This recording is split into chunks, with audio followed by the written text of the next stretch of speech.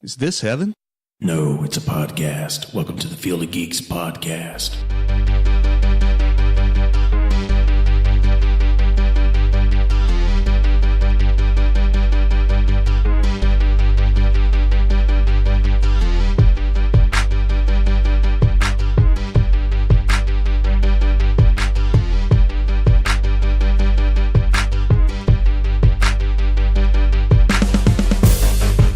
Hello and welcome to episode 102 of the Field of Geeks podcast. I'm Josh. I'm Billy.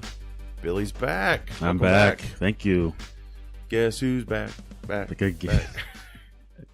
Oh, Eminem days. Yeah, right. Oh my right. God. So, wanted to address something. The geek community just lost a great one. John Schnepp. He's the one that did the Superman documentary, The Death of Superman Oh, Lives, yeah. What Yeah. happened. He passed away. He had a massive stroke. He was early 50s, I think. It's really sad either way, you know. He's also on Collider, which is a YouTube-based geek news channel. So he had a few shows on there and contributed a lot to it. But yeah, he's a very talented guy. He came up with the phrase, to my knowledge anyway, he came up with the phrase sweaties, which refers to an excited nerd, you know, over a trailer or whatever when it comes out. So he'd always say that, and on the shows like, So you're hello, a sweat. sweaties. So you're a sweaty. Yeah. You are to a certain extent with Superman. Sometimes. But, yeah, he did that. I thought that documentary was very fascinating. You know, it was based on the 98 Superman Lives film that was going to star Nicolas Cage and be directed by Tim Burton. For the first time, we got to see some of the ideas. We got to see a Christopher Walken sketch of Brainiac. Yeah. Actually, I thought that I finally watched the entire thing. It was not too long ago. Yeah. And it was based, I think it was like what, a two hour type documentary. There's a lot in something it. like that. There's There's a lot in it. Mm-hmm. I didn't particularly like the Superman suit very much. It looked kind of cheesy. Yeah, even the one that actually looked like the original suit you're talking. Yeah, it was like plastic. It was like plastic. Yeah. And then the emblem ripped was way too much. Yeah, and the emblem was so awkward as well too. And I couldn't really picture Nicolas Cage having that kind of hair for that kind of character. Not for him anyway. Yeah, no, I didn't like that at all. Yeah. And I'd like to think if they were able to make the film, they were going to ditch that idea, because I think they were just playing around. But I thought the Brainiac sketches were pretty phenomenal. I mean, I liked the ideas, what they were trying to do. It's just unfortunately it wasn't maybe the right time or the right people to, Well, the skull ship they made too, that was impressive. Yeah. Which, whoever was in charge knew the film was going to be canceled, so they actually went to the model maker department, whatever, and said, "Hey, can we borrow this?" Knowing that they just wanted the model basically, and that was very impressive. And I like to think they borrowed some elements of that model, and maybe concepts of that movie. I know they have Kevin Spacey, for instance. They were going to cast him as Lex Luthor for that movie, right? So that carried over to Superman Returns. I like to think the whole skull ship idea and maybe some of the sketches influenced the new Krypton show, because I think we finally got Brainiac. Yeah, how we wanted to see him. And Brainiac's he's pretty dark, intense in that movie, in that show. So yeah. Well, the way they're shot anymore, we're going to be talking about some trailers soon. We were watching. Billy was watching Castle Rock, but you're like, "Is this a movie?" The way they're shot now, they have more money, right? And it's just, I think television's crafted a lot better now than it ever was, especially on like Hulu, Netflix, Amazon. Those shows really have a cinematic feel to them, right? And these kind of shows, I think, could last, a little while. I think they're more interesting. Yeah, I guess I can kind of see once I watch the first episode, I can kind of tell maybe if it could, because something like that, and to keep it going for a long period of time, I think it's kind of difficult, especially if you have, from what I saw, it looks pretty good. I mean, you say you have the stories in there from all Stephen King's stories and stuff like that. So I mean, I like how they incorporate everything in there. Yeah. So one big huge, like the show Once Upon a Time, everything's one big huge story. Right. So So I'd be kind of glad to see the rest of that and see how it comes out. Yeah, for sure. Yeah, I know it just premiered, but. Yeah, we'll follow up on that in a second here. But yeah, just huge praise to John Schnepp. Yeah. And I'm glad he got to make that film for us to see, because I think we were all kind of fascinated. Some of the things they introduced, I kind of wanted to see like happen, like, I don't know, in an animated form or a comic form. Some of the stuff they were trying or thinking of, I think Lex Luthor was going to be possessed by Brainiac. I like that. Yeah, I think it was like Brainiac was going to be, like Brainiac's face was going to be behind Lex's head or something weird like almost that. Almost like a Harry Potter thing. Yeah, but again, it had a lot of gothic elements right. Tim Burton likes, and I don't really like that too well. I think if they would have made it, it could have changed how the other Superman movies could have panned out as well, too. Oh, for sure, yeah. So, yeah. Well, Batman and Robin killed the project, basically. Yeah, well. So you can blame that, and I think Tim Burton was very furious about that, right. And Warner Brothers decided to take all that money they were going to invest in Superman Lives and put it into Wild Wild West, and we know that was a blockbuster hit. Oh, that was like superb. The only thing I liked about that knocked movie Will was Smith's career down a little bit. The only thing I liked about that movie was the just the song. Yeah, that's right. the only thing that actually made money, probably. Yeah, everything else was just kind of odd. Yeah, it was just weird, a little too off. Yeah, it was. But yeah, I'd like to personally dedicate this episode 102, to John Schnepp, his memory. Thanks for all that you did, and rest in peace, John. Speaking of Superman, Billy's he actually guested on our first Superman commentary. In fact, I think it might have been, if not the first, it was one of our first commentaries we did on a movie. And so, yeah, you got to watch the first one with us, yep. that was fun and nerve-wracking too, because you're like, I've never done this before. How do we cue it up? But yeah, we've done Superman 1 and 2, which you can go out and, check out on YouTube or all our other outlets. But I think we're due to do part 3. Okay. So we got to do that sometime. Yep. 4 is going to be really hard.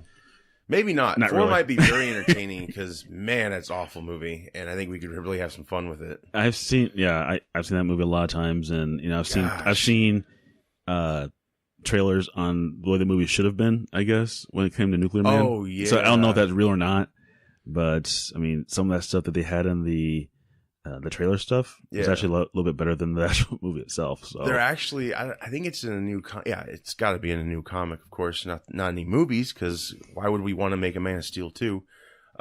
Nuclear Man is getting introduced into the comics, I guess, officially. So they're kind of embracing. That was, his look was kind of cool. I'll give it that. He was probably the highlight of that movie. Probably. I thought. I mean, you could say not. Maybe it was the bad part of the movie, but he was the only guy I didn't see wires. They put all the budget on him. That's so terrible. Like, man, and let's take a human being into space, like, without a suit or anything. Just put a helmet on her, a bike helmet. I don't care. In the trailer that I saw on YouTube, they didn't even take her into outer space, I don't think. They had her on Earth still, so it was still dark out and all that type of stuff. Yeah. And Superman had still blocked the sun. But, I wish some of the stuff that I saw, I wish they would have incorporated in that movie. It would have made it so much better. Yeah, the fight scenes, everything would have been so much better. They just got goofier and goofier. And maybe they were deleted scenes. They probably were, and they just kind of... There's a Bizarro deleted scene. Yeah. Hackman, his Lex Luthor was his first attempt to create a Superman clone or whatever he was doing. And it was like a weird-looking dude. He was totally brain dead. Right. And I think that was kind of their Bizarro. Yeah.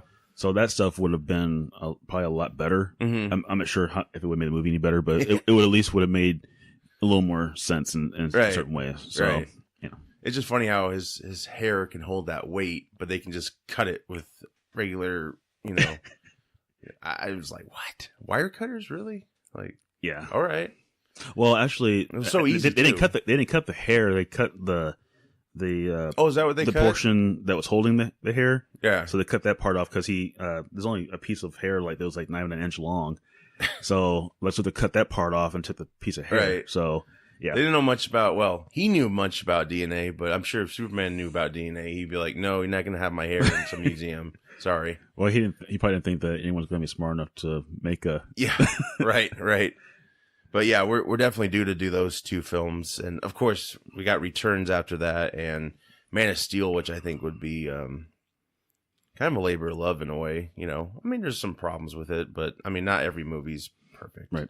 That's probably the better one out of all of them so far, anyway. Yeah, because it was a whole new world, a whole new twist, mm-hmm. and from there, it kind of you still hear people complain. Yeah. He killed Zod. Like, well, he's killed Zod in the comics several times. Well, he threw Zod in the. He had to. He threw Zod against the wall in his Fortress of Solitude. Apparently, that killed him. Yeah, it turned him human. Well, yeah, look at the original Superman 2. He just puts him down an endless pit, and it's like, I think the Donner cut shows him surviving, but before that, you didn't know. There was that, and then there was another one that I saw again on YouTube, maybe like deleted scene to where. Kind of like in the first movie, he went into outer space and made the Earth go back in time. But I think he did that again.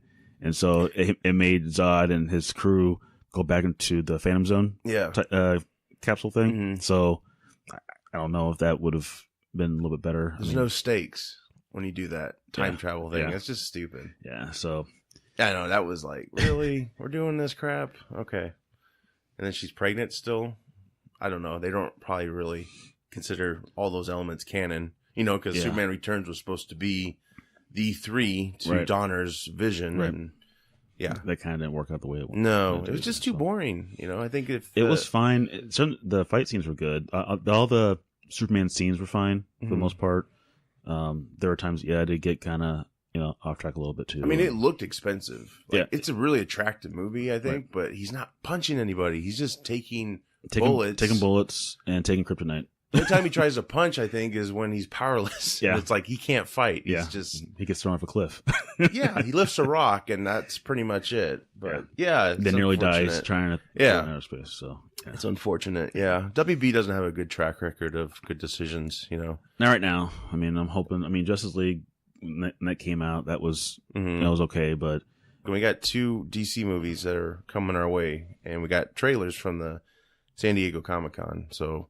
Very excited to talk about that. We've been hearing things, seeing some pictures on the internet, so now we finally get to see it in action. So it's very exciting either way, if it's not attractive or not. Like to also plug a new show I am producing. Just released it. It's called The Power of Knowledge with Juan Hooks. Juan's a trainer, coach, musician, athlete, and now he's a podcaster. Gives life-changing advice. It'll change you for the better just by listening to this first episode. It's chock full of a lot of great things. So you can find that on Podbean, Facebook, and YouTube. And we'll also be expanding it to other platforms very soon. But yeah, it's a good motivational show. Totally different from this show. Don't talk really any comic stuff on that. But yeah, he's really intriguing guy, fascinating. I like to call him a Renaissance man. He's a trainer I met working out at a gym and started talking, and he's just does it all. So happy to give him a voice, out there on the interwebs, however you want to say it. But everyone go check that out. Really appreciate it. Today's show, we're going to be talking, like I said before, San Diego Comic-Con trailers, The Batman, Sandlot, ALF, spoiler-free Mission Impossible Fallout review, and more. Let's get to trailers. Aquaman trailer. Billy, what'd you think of Aquaman? It was okay. It was. I enjoyed the trailer. It was kind of funny how a little kid can just, be in an aquarium to speak to a bunch of fish and stuff like that. Mm-hmm. But I honestly didn't realize, and maybe this was a twist, or maybe it was in the comics, that he was half human, half I think so. merman. I think it was. I guess that part. I never really knew. It is now. Nor do I really for sure. Yeah. Did I really pay attention to Aquaman as much back then? Yeah, I didn't. I only knew what he looked like. So I guess it makes sense that half human, he can be on land. So it makes perfect sense. So that part was pretty cool, and then just a little kid that his eyes turn to like a different kind of color, and it's like a sonar look in his eyes. Yeah. And he's having all the fish and sharks like getting up on people and stuff, ramming like the glass. Yeah. Like, jeez. So I think it'll probably be pretty good. Like I said before, DC needs some help a little bit, so I'm hoping that this will kind of help bounce them back a little bit. And sure. I don't know if there's going to be cameos with the others in it, but it'd be nice. If they're warranted, Yeah, if anything, it'd probably be like Flash, because something like that. But That would be nice to have just a little cameo. Nothing small one. Huge, Yeah, no big scene or anything. You know, Batman driving his boat or something. I don't know. Something of that nature. You never know. Whatever Bruce Wayne does. It may be Bruce Wayne because they were out searching for them in the end of Batman vs Superman. So it very well could be like a Wonder Woman or Batman type cameo. So that would help. I think that would help. That'd be pretty connect cool the movies because a lot of people are like, are they going to act like Justice League didn't happen? They're kind of starting fresh again because his looks changed just a little bit. His eyes, he's not wearing those contacts anymore, right? Which I'm okay with. They were kind of distracting, right? They were kind of scary looking. Yeah, he looked kind of ill. I don't know, but yeah. Also, the way they talk underwater, they're just talking now. They're not in an air bubble or anything, right? Yeah. My only complaint, like, I really liked the trailer. I thought it looked pretty good. It's an origin film. I'm assuming it takes place after Justice League. I know we had a few scenes with Mira, I think that's her name, his wife in the comics. Probably will be married to her eventually in the movies. So yeah, we had that scene with her, and then there was another scene that was cut from Justice League. I think it had William Dafoe in it as a character. Forgive me, I don't know what that character was, but I'm sure he's in this film finally playing this character. So yeah, I think it looked pretty good. It's a lot of action. It's showing off his communication skills, like the aquarium scene for one. Lighter tone, a little bit. Yeah. I think they're doing a lot of course correction, and I don't think it's going to be as jarring as Justice League was. Justice League was a huge change from where they were. It wasn't like a gradual build. Yeah, yeah. It was just like dark, serious, and now freaking light as hell. Right. Like totally light. Bruce Wayne's cracking jokes. Right. It's like Batman doesn't really crack jokes, but whatever. Yeah, they're making all those a little too quick. So that was too quick. Yeah, too quick. Yeah, too much overcorrecting. But yeah, I think Atlantis in the film looks. It's massive and it's beautiful. It's a huge world down there. You can see everything clearly. Probably realistic wise, they have a lot of technology in that as far as like flying like ships or something in there. I found that kind of odd. It's like they're on a different planet. I mean, I guess they kind of are in a way, but all the stuff they had in Atlantis, I'm like, that's a little much. I mean, I expected a bunch of like mermen and mermaids and stuff like that. Fine, but a bunch of like flying electronics. I don't know about that. Yeah, I mean, that's a lot of pressure. I don't know how it would sustain it, but it's the lost city of Atlantis, so I guess you could just probably whatever your imagination leads you to. So yeah, that was probably a big shock there. I was like, whoa. Like this is bigger than I thought because it didn't seem like such a big world down there. It kind of seemed like there was they never show it. They never show it really. True. In other shows or comic books and stuff like that. It's just like a little bubble. Yeah. So that's true. It's not really much of anything. So this is completely. People wouldn't buy a bubble. They'd be like, "Come on." Yeah. Like maybe 50 years ago. They could get your fantasy going a little bit easier there. So we'll see. Yeah. The only thing I have a quip about, and maybe they're going to fix it before the movie comes out, but when I'm all for them talking underwater. Don't get me wrong. And when you see the sharks swimming, that's cool. When you see like the water dragons, I don't see any bubbles coming out of their mouth or anything. Or when the creatures move, I don't see any like wave pattern or. You know what I'm talking about? Like the treading and stuff like that? Yeah. I'm like, they don't have that or what? Or are they going to have that? maybe they CGI'd it out. Yeah, I guess it would create a lot of bubbles so you couldn't see anything. But yeah, that's my only quip, whatever. It's Aquaman. They can only do so much. I mean, geez. And they're talking, they'd be like, boop, boop, boop, boop, yeah, it's a complicated character. It's like he's underwater. How do you do that? Like, you just talk normal, I guess. So I guess in that kind of world, I guess you can just talk normal. Yeah. So moving on to the next trailer, DC released at San Diego, Shazam. Yeah. Which, the concept alone is like what you would want it as a kid. If you're getting picked on, you just say a word and you become this huge heroic dude and you can take on bullies and all that stuff. I think that's the angle they're going for anyway. I think Zachary Levi, he pulls it off. He's gotten a lot of backlash for this part. You know, they're like, oh, his suit looks like it's padded, and it probably is. That's what I thought too. Yeah, yeah. I mean, but I know he worked out, but again, I don't think he had enough time to really bulk up. So, you know, if they do future ones, maybe might be a little bit different. You'll be able to fill it a little bit more. They'll have a different suit for him. Yeah, but I like the suit. I think it looks better than you know, when we first saw it. I think a lot of people were like, "Ooh, I don't know about that." It's very colorful, very bright, very bright. But I think this is kind of the tone they're going for. I think it's DC's Ant-Man in a way, just given the comedic elements, and of course Zachary Levi is known for his comedic talents. He was Chuck, and he's been in some movies, of course. But yeah, I'm actually happy he got this part, and I think he's going to do a good job. I think he really captures a child inside of a man's body. You know, it's got a lot of big elements to it. Yeah. So, you know, I don't know if we'll get a piano scene where they're dancing on the piano. I'm kidding. No, but it looks pretty good. It looks very intriguing, and I think it will definitely.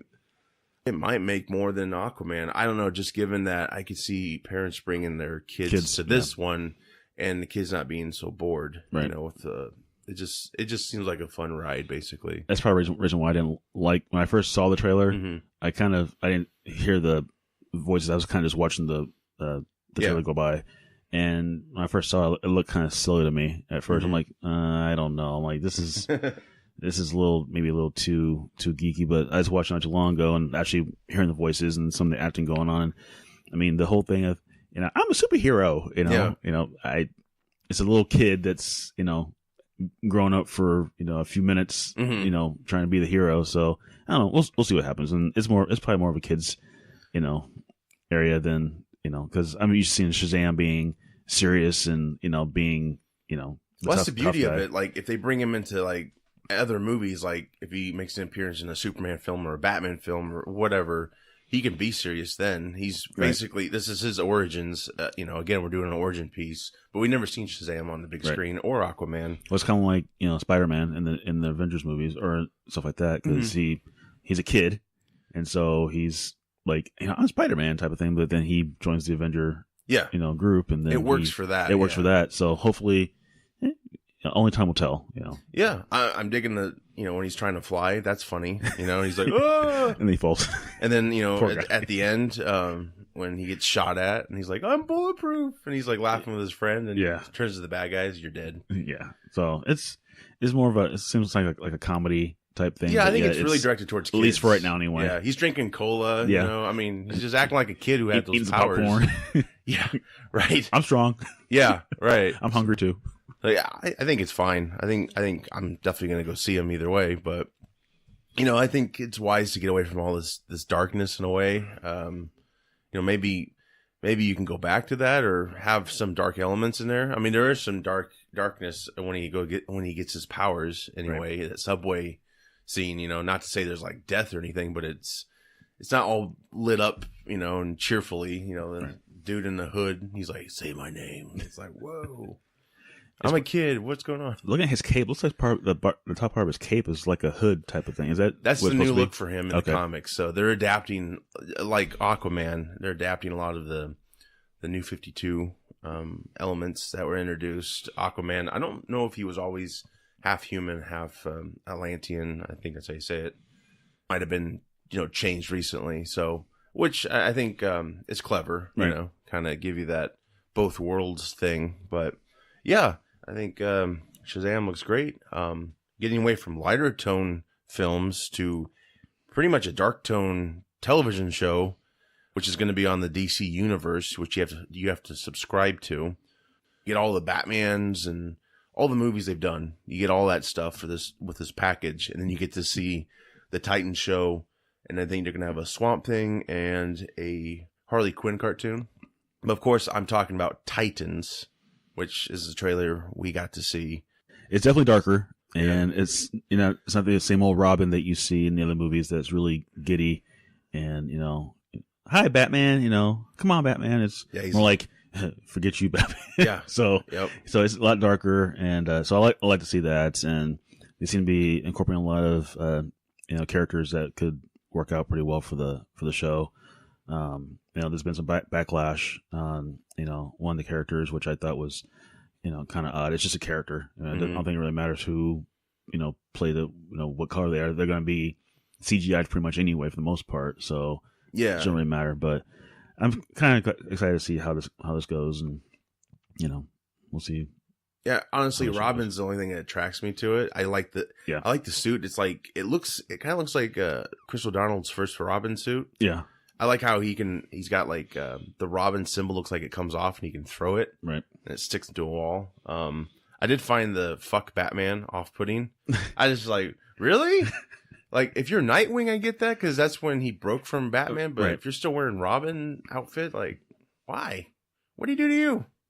I guess he's just a tough father figure. I don't know. I guess so. I don't know. It'll be interesting to see if too much training. Yeah, I guess so. Yeah, not enough fun. Right. Yeah, definitely not the Burt Ward Robin. No. Yeah, it looks pretty good. Yeah, it's dark. Hopefully it's got some light to it.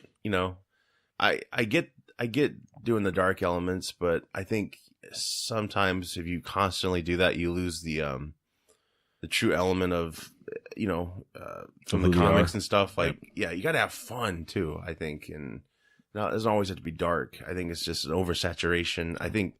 I know actually Dark Knight, huge part in giving us a darker Superman and Snyder's take on Batman and stuff, because Warner Brothers wanted that, and not every character needs to be in that type of tone, Right. But yeah, hopefully they can balance it. I'm all for that. I don't mind darkness, but if it's constant, I don't see it being like a joyful show. Well, I think they're showing the dark stuff to make it it presentable to other people. Well, I think Robin killed a guy. He like stepped on the dude's neck and broke it, I think. So maybe he just fractured it. Maybe he's good. He's so good he can just fracture. But maybe. Yeah. Maybe Batman taught him, like, this is how you fracture. This is how you break. Right. But yeah, either way, it's just another interpretation. People just need to like calm down. I'm really, I think geeks are their worst enemies at times. I don't usually criticize too much casting. I'm pretty open-minded. But yeah, some of the complaints are just ridiculous. Yeah. I know you're a big Star Wars fan, but a lot of people are talking, and he's not a Star Wars fan. He's more of a Star Trek fan.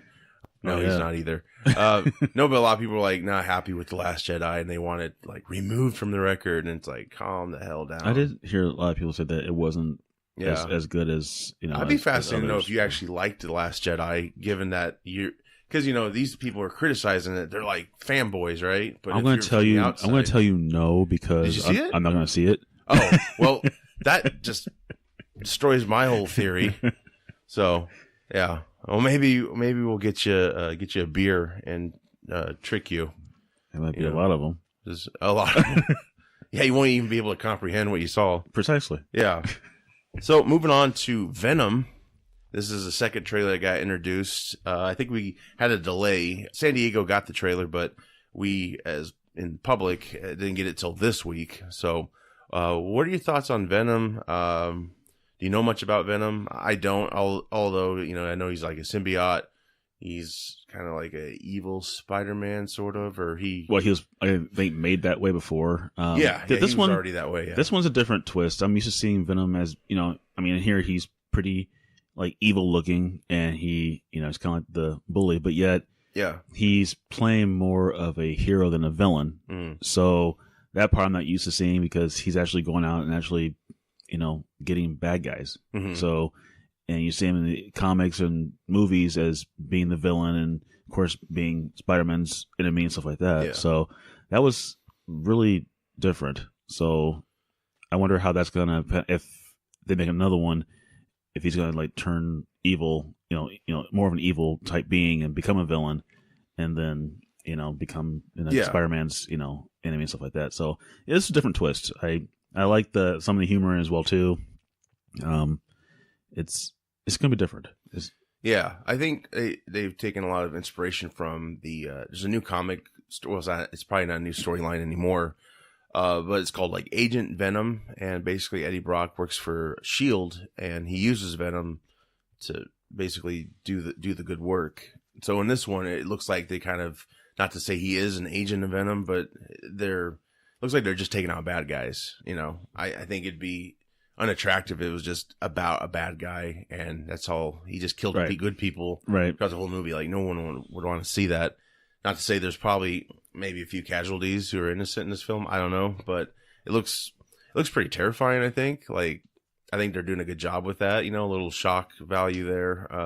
To call back something that a lot of people want to forget, Topher Grace's Venom. That had some, not him in particular, but when he was Venom, that had some good elements to it of kind of, you know, a little scare to me anyway. Billy, you could take anything; it wouldn't, you know, affect you. But I remember Spider-Man 3 when he tried to pull a symbiote off him, or there's other scenes, and they had this like sound effect that was very haunting, like the high pitch, something like that. Yeah, it was very haunting, and the voice they use in this new Venom is very, very dark. It's Tom Hardy's voice, I think. Nice. They actually, yeah. So he's trying this New York accent, which is kind of iffy. A lot of people are like, "Ooh, I don't know about that," but you know, I applaud him for trying at least, because you know, I think he's a good actor, and I don't think he would just do a movie just for a paycheck. It looks like he sees something good in this. Michelle Williams is in it, and she's like, all she does really is like, you know, high caliber stuff. So wasn't Tom Hardy supposed to be like a new Wolverine kind of guy? Was that the guy? No. Or was that someone different? Well, there's been like fan images of Hardy as Wolverine, which look incredible. That's what it was. But yeah. I don't know if they would do that. I mean, he's a short guy, so he's kind of perfect for it. But you know, MCU or Fox has been bought by Disney, so now all the X-Men are now part of the MCU. I mean, it's going to be probably a reboot. They're not going to really honor what currently is out there. Which Hugh Jackman already did. Yeah. Right. So who's to say? Maybe if Venom doesn't work out, maybe they'll call it Party. I don't know. They might want a younger guy, but yeah, he's definitely got the charisma to play those type of characters. Like, you know, Bane, he did a great job, I thought. Yeah, he usually gives you a good performance. You won't forget. So yeah, this one's no exception. He looks like he's really trying to do the good work. I like the Jackal and Hyde dynamic. You know, he's trying to, we can't do this, and the other one's like, yeah, we can. We got to do this. Blah blah blah. I like. There's a scene where the symbiote separates from him and it's talking to him. Yes, that's cool. That's cool. So you don't really need the face all the time. Right. And I'm actually, I'm shocked, but I guess not by looking at the comics. He's huge. He is pretty huge. It's not just Tom Hardy and like, you know, his actual size. Like, he's freaking huge. Yeah. So I think that's a great introduction. You can't just see this little scrawny looking guy who climbs up walls, and this guy's pretty buff, oh yeah, I mean out. the effects are so great now. Yeah. And you know, a lot of people are like, the symbol's not there. It's like because he hasn't grafted on the Spider-Man yet to kind of, you know, get that. Yeah, right. But he's got these white veins, which kind of, and he's really like wet looking and stuff. Right. It's creepy, but yeah, some of the lines are crazy. Him describing eating body parts of, you know, his victims got in a chokehold. Right. Yeah. It looks like it's got some good humor in there too. You know, I like that line where apparently he eats that dude at the end, and then he tells Mrs. Chan or whatever, like, "Oh, I have a parasite." Like, you know, common cold. It's like, whoa, good night. Good night, Miss Chan. Yeah. So yeah, I think it'll be fine. I really do. It's pretty much its own thing. It's not part of the MCU. So not yet. Well, I don't know. Well, it's a Sony movie. Oh. So unless it does a lot of good. Yeah, it'll maybe be part, but it's really dark. So I think it's going to be rated R too, if I remember that correctly. One trailer that I'm just going to talk about, because I'm pretty sure you haven't seen this one, Star Trek Discovery Season 2. Oh, I saw that one. Did you? No. Yeah, see, I knew that. But I'll just really quickly recap. Yeah, Season 2, it's looking great. Pike is the new captain of Discovery. I think is a clever idea. I hope they don't jam all of his mythos in this one season. He later was in a transporter accident in the original series, and I just hope they don't leap to that so quickly. Give it a little time to build up, and maybe he can come and go on the show if he doesn't ends up leaving at the end of the season and a new captain is put in place. But yeah, I think the special effects look incredible. The humor, there's a lot more of it. I think we got new writers or new head writers. Yeah, great mystery relating to Spock's disappearance. And Anson Mount, I think he's really channeling the true essence of the Pike character. So I'm really happy. And in an alternate universe, I'm sure Billy's happy too. The one out there who's a Star Trek fan. We'll find him someday, right? You guys will meet. Sure, yeah, sure. A different you. So Castle Rock, Billy, I think we can get back to talking, both of us, on this one. You just saw it. This is a series that's brought to you by Stephen King and J.J. Abrams. It's basically Stephen King's stories interwoven into this town called Castle Rock. So you got Shawshank Prison. There's references to Pennywise. I think the Overlook Hotel might be in this town. Cujo's in the newspaper headline. And there's much more. It's basically a show. It's about a lot of mystery in this small town.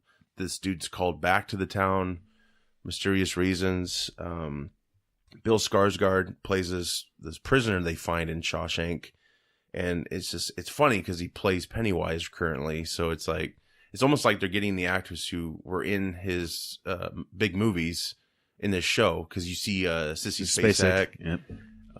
Not playing Carrie, I don't think. No, I don't think that'd so. be interesting. It'd be kind of interesting that she's 60-something years old and she's right. I'm back. Yeah, but I'm sure that maybe the high schools in that town, I think they could do so many cool things. Yeah, I thought the trailer was really creepy, and I think it's going to please its targeted audience. It's already premiered. I think they're on episode 2. It's on Hulu, so if you have Hulu, go check it out. I really thought the sound effects they put in the trailer were really creepy and just scary to me.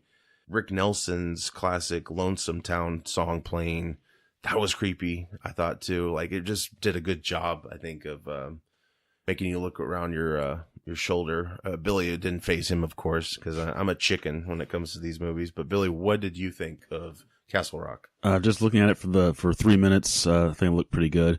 I was now that we bring up the whole Stephen King thing, I kind of wonder if they're gonna bring in the whole Pet Cemetery thing. And I think so. Yeah. Did they? I think all those elements are in that town, and so maybe they can play around with a lot of things. This wasn't much of a movie, but the Langoliers, I'm not sure if you've seen that movie before or not. Yeah, I did. I like that movie because I know it's kind of cheesy, but it's kind of a cool throwback. movie. It was a 2 cassette tape in a case. I remember that, and it had Balky as sleazeball. As a sleazeball. And it was great up until you saw the Langoliers, and that was a letdown. That was such a bad effect. I like the whole time travel thing in that, but I kind of hope as time goes on that they do show stuff like that. They could. I mean, Stephen King is a freaking genius. So I mean, just looking at all these stories combined into one, I think that's pretty risky doing that, but I think it might pay off. It gives you a lot to play with. Oh yeah, so they can go on for a while. I mean, if you're bringing back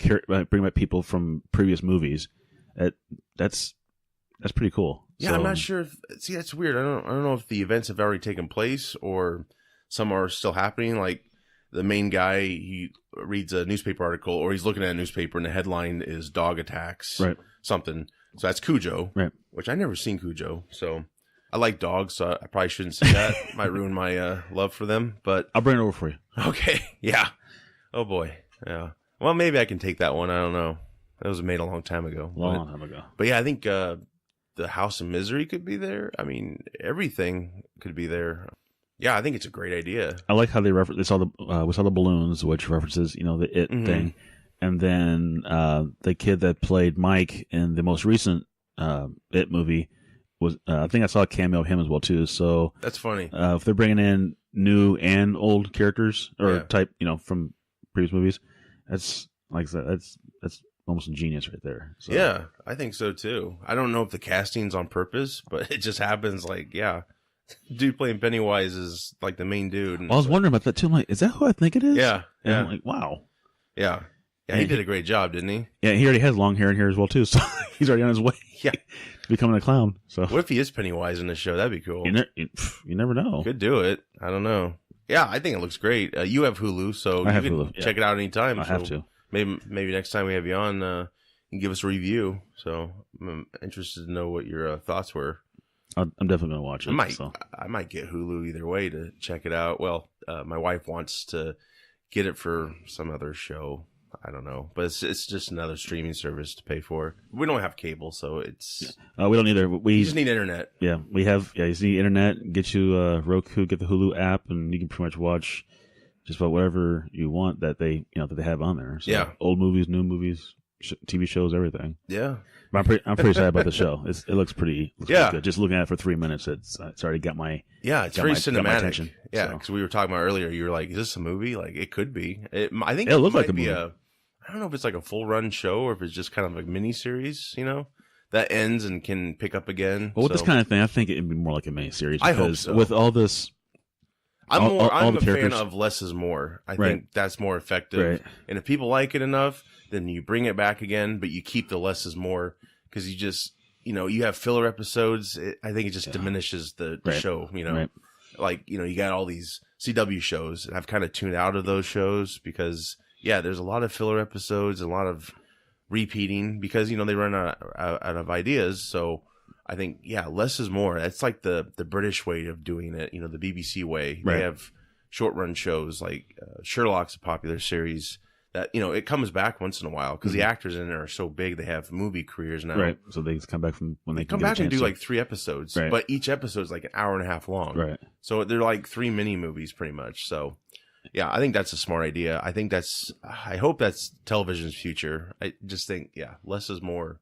Keep it, especially with our attention spans. Yeah, just give us the point of the season and we'll move on. Right. Yeah. So moving on to movies, speaking of moving on, the Batman, this has been delayed for a while now. We heard this, when they were filming BVS, Affleck's, this is great. He's going to have all these Batman films, blah, blah, blah. Nope. Not yet. We still don't know what's happening with Affleck, if he's coming back or not. There is some hope, though. Matt Reeves has been tapped to direct the Batman, and he did the last 2 Planet of the Apes films, which were received very well. He kind of dismissed some of the rumors. Some of it was cryptic, what he said, so who knows. But apparently it's not going to be an origin story. A lot of people were like, oh, it's based off Batman Year One. So apparently that's not true. Recasting Affleck, that's another rumor. As of right now, Reeves is still in contact with Affleck. That's what I heard too. He is involved in the project still, some way, somehow. A lot of people think it's because Affleck wrote the original script and he was going to direct the film at one time. Yeah, there's some hope there, I think. It would be interesting if they're going to cast like a younger Batman. I had this conversation with someone on Facebook. I was like, are they going to try to cast somebody who looks like Affleck? Because if they don't, then that's truly them saying we are done with Affleck. Right. We're just moving on. Right. So that'll be interesting if that's the case. Other rumor is it's not a DCEU film, which has been officially titled Worlds of DC. That's what their shared universe, which is kind of like World of Disney, Wonderful World of Disney. Yeah. I kind of like DCEU better. I do too. I don't know. It's just more catchy. We'll see what happens. I wish they'd kind of make up their mind because, you want the movie to be good no matter what. Yeah. So I'm glad it's kind of delayed because they need to make sure that it's done right. Don't want to rush it. Don't want to rush this. Oh my gosh. Warner Brothers, they did everything wrong to try to catch up to Marvel. Suicide Squad, they didn't give them enough time to write it. So that's why it was a mess. They let a trailer company cut We watched that together and I didn't. It's not like it's like a enjoyable mess. Some of the characters were pretty cool. Yeah. I think probably Will Smith's character and then Margot Robbie's character as Harley Quinn kind of stuck out the most. He brought back Will Smith, like right. the persona we got from like the 90s. Like he really did a good job. I think those are pretty much the highlights. I think that the villain in the movie was a little too CGI type. Enchantress. Is that what Enchantress? Is that what it was?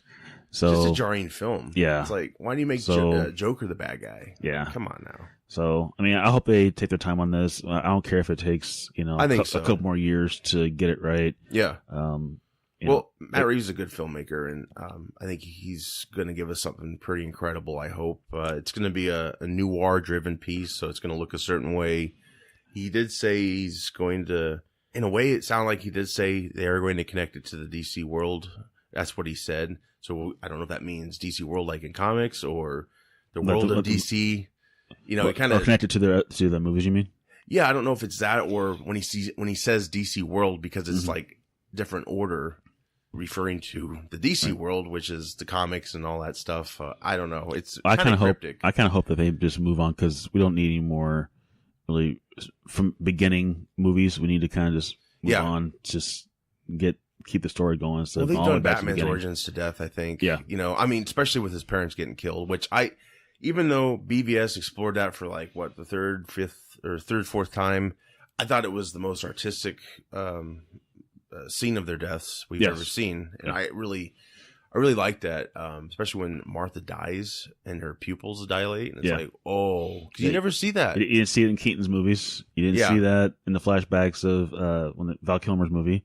Yeah. So you never seen it before in others. So I don't think we need that scene again. Yeah, we don't. And I don't know if we even need him training. Like, I think we got that from Begins. It's like Spider-Man. That's what they did with Marvel. You know, like they rebooted Spider-Man twice, and it's like, no, we're not going to talk about Uncle Ben. This is just him now. They'll refer to it a little bit, but they're not going to say it. So maybe eventually they can, but we don't need to see him get shot or, you know, it's just again and again. Yeah. And again. Right. Sometimes you can see people die, the same character die how many times. Well, not to go into a tangent, like Amazing Spider-Man, it's like Martin Sheen, when it was his turn to die, it's like he basically was like looking around, just walking around the streets like, oh, I'm supposed to die. Who's got a gun? And the guy shoots him, and it's like, oh, he's dead now. I'm Uncle Ben. Kill me. It wasn't as good as the Raimi, because they wouldn't repeat that scene, right? You know, of him outside with the car and all that. Yeah. But yeah, it's just kind of like, don't do it if you can't really do it like, you know, iconic wise, not just like goofball, like, oh, I mean. But it does seem like that, you know, any hero movie seems like they're gonna reboot something somewhere along the line. So yeah, especially if it's a different person playing that character, they're gonna basically start from the beginning at somehow, you know, have flashbacks or whatever, and go from there. But I think Warner Brothers would be silly not to try to connect things still. It's such a big universe, and you could have them cross over into other films. Right. That's just kind of nice. It's like Superman could pop up. There's rumors he's going to pop up in Shazam, which I think have been shot down, but would be cool, you know, because I think in the comics, Shazam looks up to Superman. That's pretty much how he models Shazam off of is Superman, that persona. And they had the same kind of abilities in a way, and the flight, the strength, stuff like that. So yeah. Although I think Shazam's power comes from magic, I believe. Yeah. And Superman, that's another weakness is to Superman, I think, is magic. You know, they always adjust it, but that's kind of an interesting dynamic. So Shazam's his weakness. I don't know. Maybe they could play on that. But all in all, yes, just take time. Yeah. With Batman, and you know, make it right, make it good. And I like Affleck. Build from there. I think I really like the BVS bat suit. Justice League was a little bulky, maybe because he didn't like beef up for it. Or I dug it. I like the big fat bat symbol. I like the gray finally. Yes. Giving it some gray. Yeah. If they did a dark blue cape, oh man, I'd be sold. Like that'd be awesome. But you know, you can't really blend in the night with it blue, I guess. So Sandlot. You remember this film, of course, right? Yeah. A little bit. A lot. 25 years old. Yes. I can't believe that. I remember seeing it in the theater. I was a kid, obviously. My kids love that movie. So. It's a good film. I showed it to mine. Yeah, they like it. It still holds up to some language parts. I'm like, don't say that. But yeah, it's a good coming of age film. It's like a lighter tone Stand By Me in a way. Yeah, a little bit. There's no dead body, so that's good. Just a big dog. Yeah. So apparently, they've made Sandlot 2 and Sandlot Heading Home, which are not that good. I've seen parts of Sandlot 2. I didn't get into it all that much. I didn't quite like it.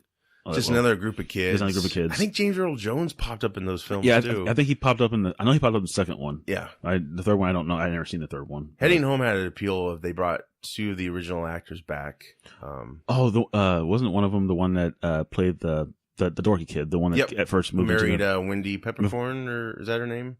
Had all those kids with her. Oh, I thought it was the kid, the one that played Rodriguez. They brought the main guy back, and they brought Wendy or the nerdy kid. Oh, okay. I thought maybe it was the new kid that moved in. I don't think so. Okay, maybe I don't know. But this new project they're doing, they're gonna do a prequel to The Sandlot. A lot of people are like, "How could you do that?" Obviously they're gonna. Were they gonna call it Sandpit? Yeah. Dirt. Dirt. Yeah, that's going to be, obviously other kids existed before the ones we knew. James Earl Jones going to be a kid. Yeah, they're going to de-age him like they do in the Marvel films. Obviously, it's going to revolve around a lot of the beast, the English Mastiff that lived in the junkyard. So it'll be the origin tale. I don't know if we need that. No, we don't. No, we don't. The only thing that kind of makes me hopeful it was a big puppet. That's all. Yeah. Until you actually saw the dog. Yeah, you're like, seriously? It's like, are these people are these kids tripping on acid or something? I mean, it was the 60s, right? It was yeah. Maybe 60s. there's something in that field. Maybe that's what the prequel is. A lot of people bury their drugs there or something, and it infects the kids. I guess I don't so. know. Maybe the junkyard owner guy, it's his doing. He wants to create this mythology of his dog. Go to the Sandlot. Yeah. Well, the only hope I have is the original writer and director is involved in developing this, so there might be a chance it could be good. David Mickey, I believe, is his name. He's a part of this project so far with 20th Century Fox, which will be a Disney film by the time it comes out, if it comes out. If it comes out, if it does, it may be like a straight to video type. I don't think that's what they're going for, just because the last two sequels were that. So Yeah. I don't know. I think they could have done a good sequel to it, but somehow some way just They can call it Sandbox. Sandbox Yeah, then they can have all the kids as babies. As babies. Oh my god! And like Muppet babies. Yeah, and they're throwing little Nerf baseballs in the sandbox. They're killing me, Smalls. and they're hitting each other with it. Maybe, I don't know what they could do to make it interesting. It goes from a sandbox to a big sandlot in the end of the movie. So what's baseball? Yeah, I don't know. They could set it. Oh, they could set it in when baseball was huge, like Babe Ruth time. That'd be kind of interesting. I don't know. We'll see. We're probably getting off track with this, but Yeah, everyone's like, I don't care. Okay, we get it. Going back to Stephen King, Dr. Sleep is a film they're going to be doing. It's going to star Ewan McGregor as adult Danny Torrance. This is going to be written and directed by Mike Flanagan. This is a sequel to The Shining book. yes, The book, I think I heard though, about this. Yeah, Oh, the okay. book. The movie's going to be, it's going to adapt from the novel. It's not going to be a sequel to Kubrick's Shining. No, okay. So a lot of people will probably be bummed out about that. But I did hear something about this, about him being grown up. And, Yeah. yeah. It came out back in 2013, so it's a popular novel. King wasn't a fan of the original Shining. He didn't like Kubrick's changes to his story. And, you remember the 97 film, the miniseries he did? Yeah, King did contribute to. Yeah, It I starred think Steven so. Weber. I think so. Yeah, I don't think it was received too well, but it might have had some new elements in there that were interesting. But yeah, this movie is totally based off the book this time. It's going to just honor the continuation of the first book, not the movie. So no Jack Nicholson cameo. But, No red rum. yeah. Well, I don't know. Is that part of the original book? I have no idea. You probably haven't read the original book, right? I never really read. See, I don't even know. I would to make movies. I could, same here. So I could probably YouTube a comparison. I think it's got some crazy stuff, crazy elements in the book. I think the Lawnmower Man. This is another Stephen King story. I think actually in the book he eats the lawns. Oh, Yeah, isn't that interesting? Oh. So yeah, some changes are warranted, I think, in these films. eating that weed. Yeah, there you go. There you go. Hallucinating about a big dog. I guess so. Across the. In a junkyard. Yeah, exactly. There you go. There's our prequel right there. Next to a sandpit. Secretly a prequel. But yeah, the Dr. Sleep follows a adult Danny who's haunted by the Overlook Hotel experience. He's trying to escape his father's legacy. He finds refuge in a New Hampshire town, and he works for a retirement home, and he uses his powers to comfort the elders as they pass, basically. He meets Abra Stone. Apparently she's the brightest shining out there. And so Danny's inner demons basically threaten her, and he has to battle them to save her life and soul. So that's the premise right there. Interesting. So, yeah. I don't know if they'll do flashbacks or not, but then you won't be familiar with the flashbacks because it's not a sequel to the first film. Right. So that'll be interesting. But yeah, that's cool. I think I think that could be something special. I mean, these new Stephen King films, I think they're really trying to, of course, it has to do with what studio has it and who's behind the project. But if King gives his blessing, then which I'm sure he has for this. I got a feeling they're going to be bringing back a lot of the old Stephen King stuff anyway, because they just did it. I think they're going to be redoing Pet Sematary. They're doing this TV show. So, I mean... Yeah. They're basically taking his television properties, I think, and making them to feature films. Right. Like, you could do that with The Stand. I think that was a big one. Yeah. Land of Lears you could totally do. Yeah. Totally do. Because all the movies were TV movies. Yeah. Yeah. So... Right. So, yeah, I'm not sure if Pet Sematary was a theater movie. I can't remember if it was or not. It was back in the late 80s. It was. And even 2, I think, was. Yeah. He had some that were Misery. That was a movie. Right. And I guess it all depends on because the original It was a TV movie. So I'm glad they were able to bring that to the movie theaters. Yeah. And they got got different twist to it, but they sure, so more money. Yeah. Better actors, I guess you can say. And Stephen King is known to be a scary kind of guy. So if they redo a lot of these movies, I think they'll be a lot scarier than they were originally. Yeah. Back in the 80s and early 90s. Right. And I think a lot of these new creators are actually taking him in and asking for advice and stuff, consulting. So, which I think is smart. Right. You need to do that. Well, there is stories, so of course they should. Yeah. Right. Of course. Yeah. So moving into TV news, not too much big news. I found for TV, ALF is coming back.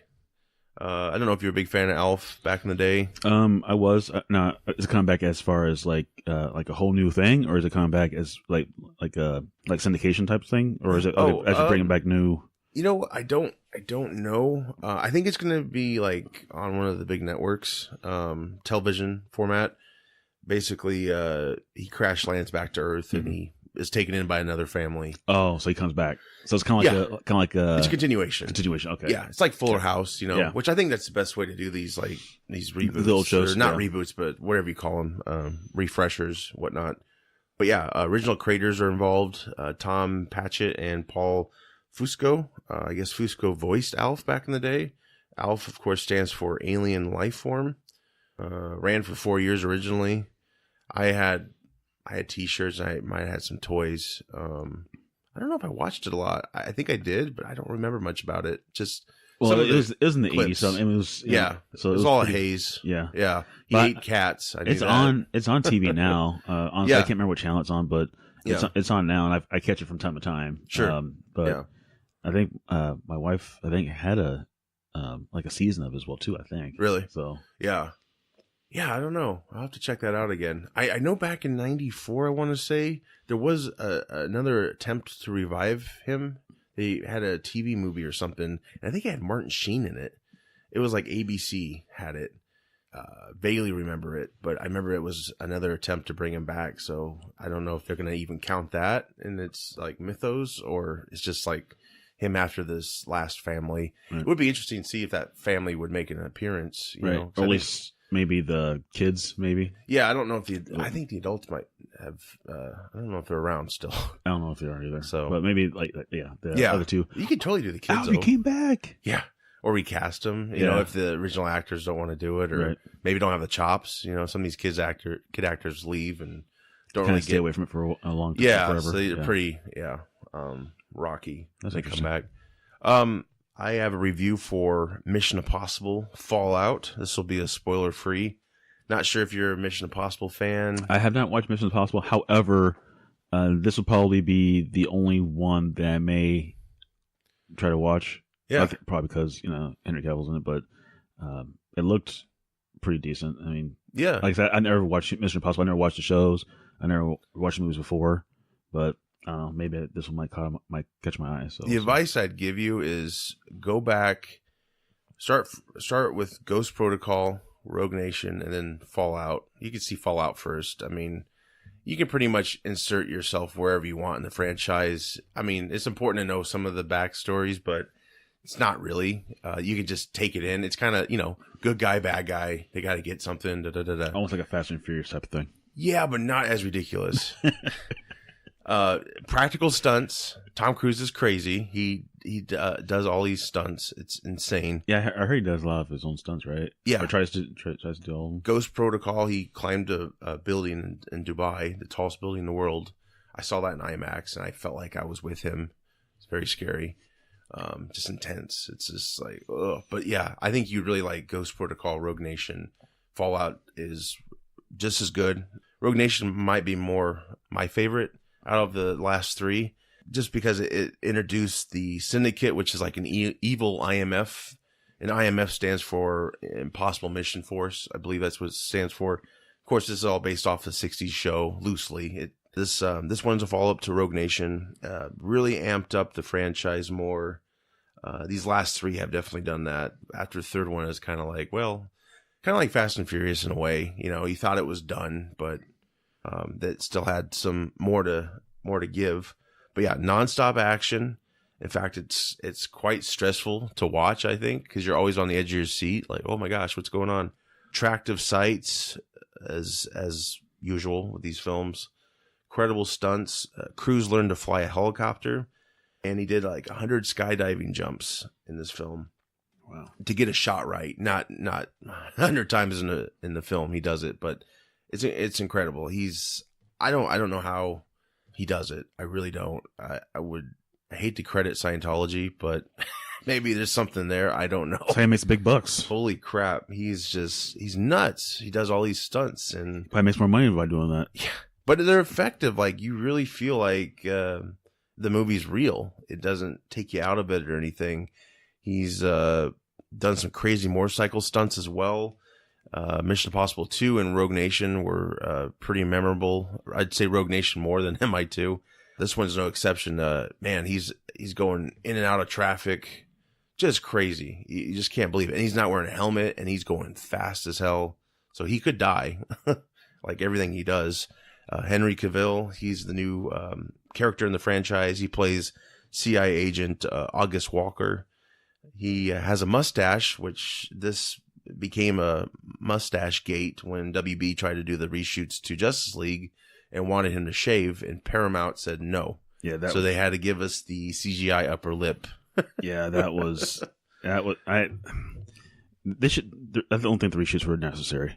No. Well, I think the reshoots just totally changed the tone. Yeah. Like, entirely. And that's probably why it became more of so jarring. Yeah. So if they would have just left it the way it was before, then it probably wouldn't have had any problems. So from what I've heard, it was complete. Like, it was a complete film, but Warner Brothers wanted the Marvel formula, so they basically copied it to death. Yeah. In a way. Literally, yes. Yeah, they did. And another tangent, sorry, but BVS, there's that Robin suit. Yeah.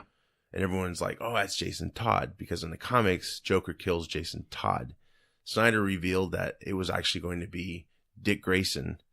So, for the first time, I'm actually happy Snyder didn't get to fulfill his vision. Right. That would have really pissed me off, because it's like the mythos, the whole, storyline of these characters are in the comics. You don't need to tweak them. Right. I mean, you can tweak them, but you don't need to change them, immensely, because that's what he was doing. And so, yeah, I don't support that, but I do think his Justice League would have been better than what we got. Yeah. The mustache in this film could have been shaved and like a fake one put on. You wouldn't have been able to tell, I don't think. So people wear fake mustaches all the time. Paramount was just being a dick, pretty much. Yeah, that's unfortunate. All the previous cast members have returned for this film, except for Jeremy Renner. Not sure why he didn't return. I think he simply just said no. So, he plays Hawkeye in the Avengers films, right. And he does a lot of other critical films. So, I think he's more passionate about that and wanted to stay out of the limelight. And his part in the last film was not as big as the film before it, so that might have been also a reason. So a very good film. It's worth your money and time. Go see it. Support Tom Cruise. These are the only films that make him money anymore. So, not to say his other films suck. Like, honestly, he pretty much brings it in every film he does. Right. The Mummy it was all right. It wasn't terrible. I never saw it, but I just looking at it, Mm-hmm. it just didn't. Yeah. Wasn't it a flop? Didn't it become a flop? It was. It was supposed to set up the Dark Universe, right, which was going to have Frankenstein and all kinds of. And I don't know if they're still doing that or not, but yeah, it It wasn't terrible. But I kind of wonder how many more of these Mission Impossible movies he's gonna make. I mean, well, this completes another trilogy, so they could stop now or keep going. I heard they've thought about going into space. I'm like, that'll kill him for sure. Yeah, don't do it. No. That's the problem. Leave it while you're still up. So. He's in his 50s. Yeah, that's crazy. But he's got to be working on Top Gun 2. So yep, Top Gun Maverick. Yeah, that'll be interesting. So that'll be. He's supposed to be like the big instructor at Top Gun now, right? I guess so. Yeah, because Val Kilmer is supposed to reprise his role as Iceman, which. Well, you know about how he is now. Yeah, like his voice is pretty much shot. Right. He keeps saying his tongue's swollen, and maybe it is, but I don't want them to dub him. That's going to be weird. Right. You know. So I wonder if they'll just write it into the script like he got injured, midair collision or something. Right. I don't know. Because I think I saw a picture of him that he was trying to, because I know he had gained some weight as well too, and he was completely different from what he used to be. Obviously, yeah. I think he was trying to, get back down, so he could be at least be presentable for that movie as well. He's kind of sickly skinny in a way, but because he battled cancer. So, but yeah, he's going to be part of the film. So it'll be interesting. He's not going to be the one you remember, that's for sure. Right. And not everyone can age gracefully like Tom Cruise. Not to say Kilmer looks terrible, but just his appearance and his mouth, his throat issue. That's going to be something that we never know. They might be able to get it worked out, and he'll probably have a lot more scenes like in the flight scenes, stuff like that. So they probably won't show him as much or have him talk as much, maybe stuff like that. But yeah, we'll see. Could be. And Kelly McGillis, I'm pretty sure she's not going to be back. She's unrecognizable now. To put them side by side, you would think she was like 30 years older. Like she just looks like an old lady now. She has changed a lot. Yeah. And Cruise, for his age, I mean, he should look the same, but he doesn't. So I don't know what his secret is. I guess it all depends on the, maybe how they take care of themselves, or maybe just the person's body, how they age. Yeah. Well, he's got all the money in the world, so I think he is able to, invest in all these great technologies. Right. Keep him young. Who knows? Tiger blood. I don't know. Shout out to Charlie Sheen, right? I don't know. That's old pull. But I'd like to invite everyone out there to seek us out on all social media. Listen to us on Podbean, iTunes, Stitcher Radio, YouTube, Spotify, and of course, fieldofgeeks.com. Go check out Steve's comic blog, stevescomicblog.com. And please check out The Power of Knowledge with Juan Hooks, the new podcast I'm producing.